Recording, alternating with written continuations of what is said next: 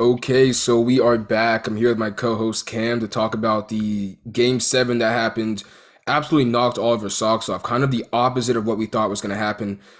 Man, but before we get into that, I just want to say thank you to everyone for getting us to 4,000 subscribers. Cam, talk about that 4,000 subs and then give me some reactions to that game we saw last night.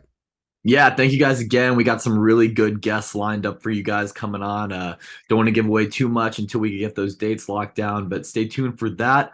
As far as the game seven last night, this is what Boston deserves. Yes, Tatum rolled his ankle, but the inconsistencies finally caught up with them. They were severely outcoached all series, but shout out to Caleb Martin, man.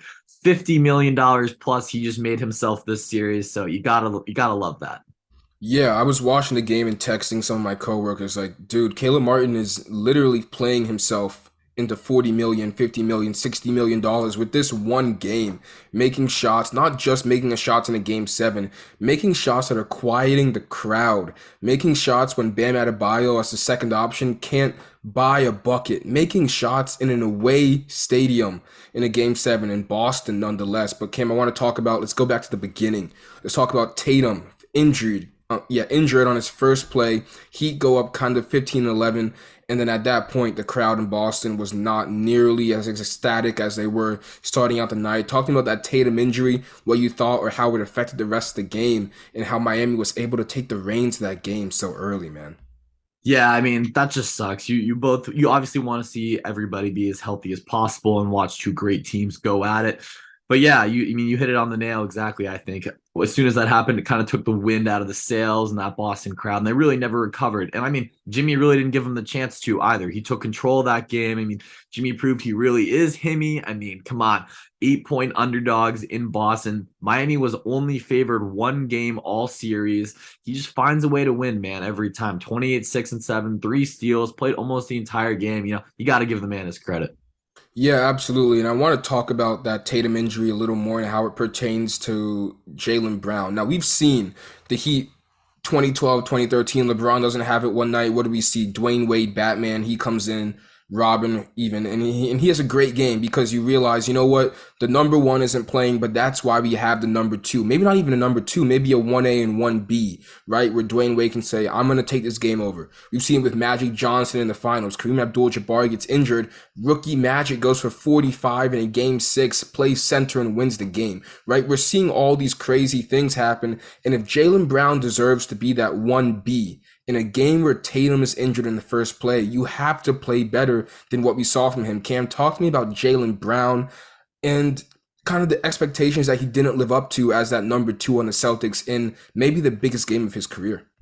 Yeah, I mean, I think you're definitely right. I mean, 1 of 9 or 2 of 9, whatever he shot from three, you just can't have that, especially on a night where Tatum just doesn't have the ability to be the player that we know him to be. I think you're exactly right. I mean, this was Jalen's chance to step up and really prove that he is that 1B sort of, and not exactly the Robin to Batman with Tatum and stuff like that. But I mean, I think you just got it right on the nail. Especially start shutting down the other team on defense. Your shot's not falling. That does happen.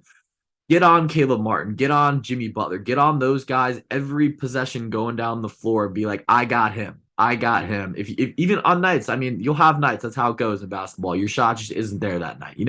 But there's other ways he can affect the game, especially with how talented he is on the defensive side of the floor. I shouldn't see that kind of energy from him last night.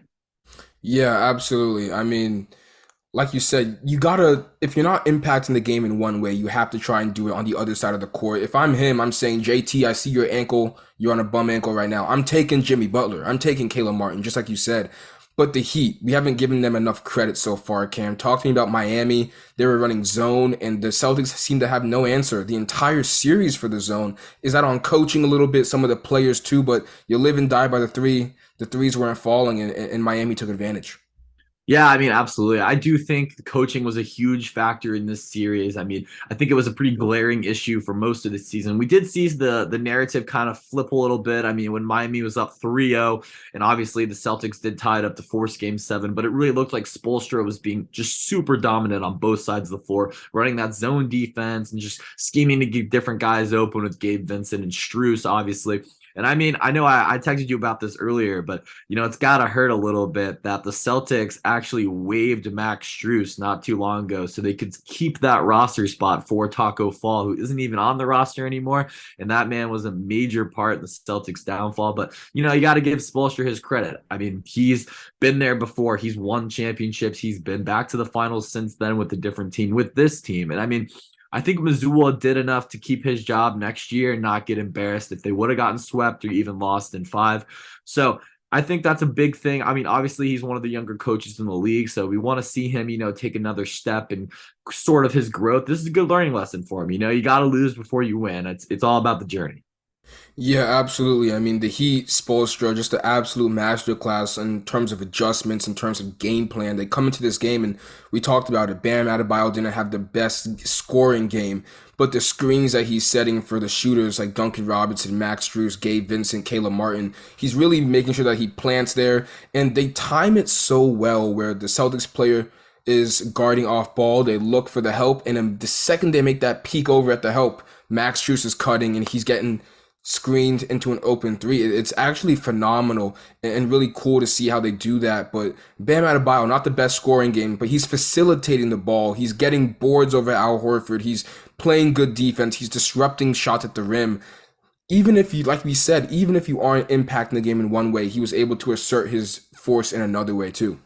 Yeah, I think you're exactly right. This may be a kind of a hot take, but outside of Jokic, I think Bam might be the best passing big man in the league. He's making some of these passes. Yesterday, he threw a bounce pass like underneath inside. I can't remember. I think it was Caleb Martin who dunked it or somebody, but that's just a phenomenal his body contortion too and his style and his just awareness on the floor. I think he's the best passing big behind Jokic in the NBA. Yeah, Sabonis is definitely up there too, but Bam Adebayo is definitely one of the contenders. And just thinking about what we saw from Jimmy Butler, how in the press conferences he was never really that rattled, right? The Spoelstra was never really that rattled. The Heat said they got the plane before Denver, and they knew something. They knew they had something, and they really implemented that game. Now, before we wrap up, I want to talk about Jaylen Brown a little bit, Cam, because I know you're on the side that wants to keep him. I'm on the other side because that new CBA is coming and it's not slowing down for anybody. Teams like the Golden State Warriors, the LA Clippers are going to face some severe restrictions because they passed that second $17.5 million apron. Jaylen Brown's going to be making $66 million in this new contract in 2028. Cam, you still want to sign him? Talk to me about it. Yeah, I know it's a lot. And a lot of depth is definitely going to suffer, which has been some of the Celtics' strong points the last couple of years. But I just can't see a way they split this up. Like I mean, you don't have elite two-way forwards like this, especially two on the same team. I mean, I can't split them up. Like I think they've been to the finals. They've been in the finals last year, lost obviously. I mean, they've been to the Eastern Conference Finals together, what, four times in their career at least. So like I can't find a way to split them up. I know the money is going to be a situation in it's going to be hard to maintain that guy, especially with him making the All NBA team. So he is eligible for that super max. And I mean, he's 2028 $66 million is that's a crazy amount of money. But I can't see a way they split them up. Yeah, I mean, ideally, you'd like to keep your two wing players that are under 30, right? Ideally, you'd like to see that. But I just don't know, man. It doesn't seem like the depth is going to be there, like you said. And I think that's what we're seeing in the new NBA. You need to have that depth. I don't know. Well, I guess we'll see. Interested to see what happens there. But I guess way too early reactions to the NBA Finals. What's your prediction? And then we'll get on out of here. I said this before. I didn't care who won the series, if it was Boston or Miami. Denver is going to run through the Heat. I don't think this even goes. I don't even think this makes it to 6 games. I know I've been underrating the Heat and picking against them all playoffs, but this Denver team is just a juggernaut. Especially they've coming off a full week of rest too. Jimmy Butler's played almost every minute of every game in a 7 game series. I mean, the Joker is going to give this Miami team all sorts of problems. Yeah, I feel sorry for Bam because you're going from guarding Robert Williams and Al Horford to the best center that we've seen since who? Shaq? I don't know. Prime Dwight Howard? I don't know. It's going to be really interesting to see how these two different styles of play kind of interact with each other. And the Nuggets, would love for you to run zone. Michael Porter Jr. would love for you to run zone on him. I can only imagine. I know Cam Michael never mentioned swing the rock Porter. Come on, dude. Michael never You swing the run rock Porter. you Yeah, when run that zone double against comes, him. absolutely. When that double comes to Jokic in the post, just pray. That's all you can do. You can pray. But any last words before we hop on out of here, Cam? Yeah, I gotta shout out Jamal Murray too. I mean, if you really think you stand a chance against Denver and your second option under Jokic is giving you 35, 5-5, I do feel sorry for you, Miami. Best of luck.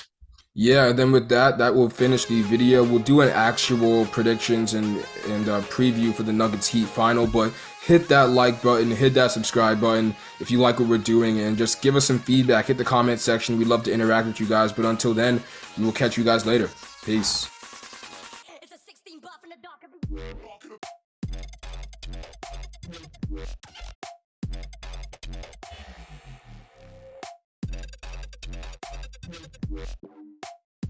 It's a 16 buff in the dark.